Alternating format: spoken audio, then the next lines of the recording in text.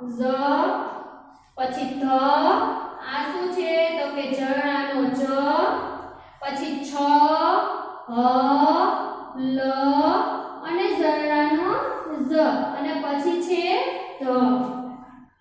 પછી એની નીચે છે જની નીચે લીટી દોરો. જની નીચે લીટી દોરો તો ઝરણા, ઝુલા,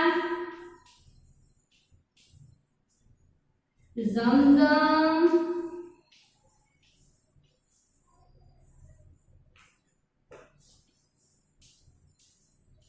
ઝરોખા,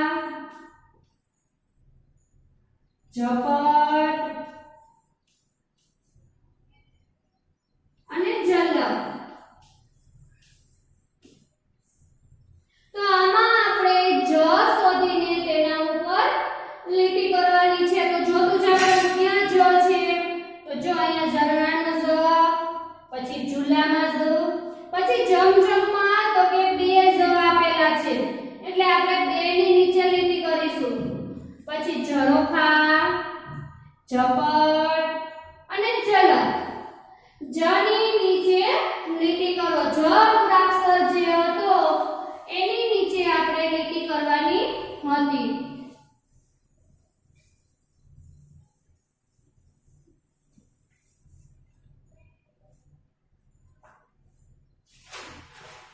પછી છે જ થી જુદા અક્ષર ઉપર ખોટું કરો. જ થી જુદા અક્ષર ઉપર ખોટું કરો.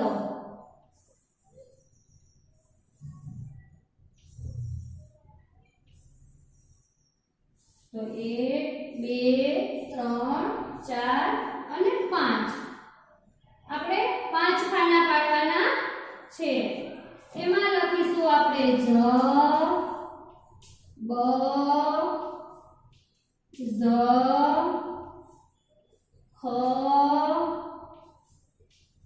ઝ, સ, ઝ, જ, ઝ, ચ, ઝ, જ્ઞ, ઝ, હ અને ક્ષ. તો આગળ આપણે જે જ મૂળાક્ષર હતો એની ઉપર ગોળ કર્યું પણ આમાં તો કે જ માં કાંઈ કરવાનું નથી અને બીજા જે મૂળાક્ષરો છે એની ઉપર આપણે ખોટાની નિશાની કરવાની છે. ખોટાની નિશાની કરવાની છે.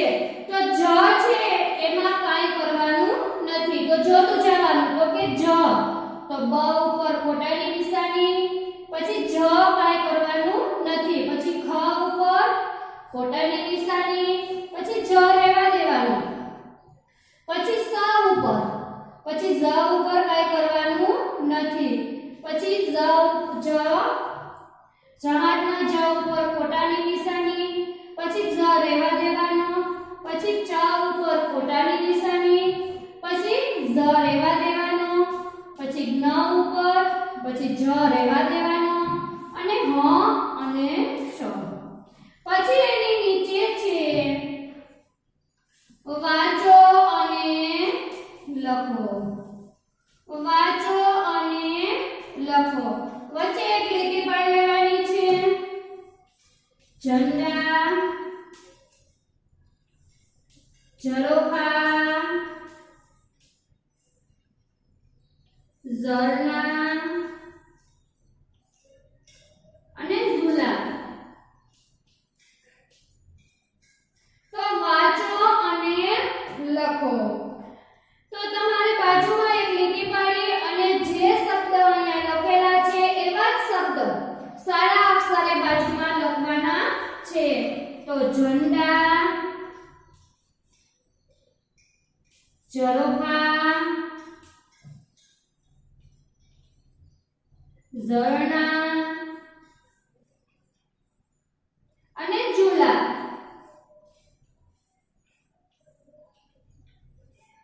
પછી તમારે હોમવર્કમાં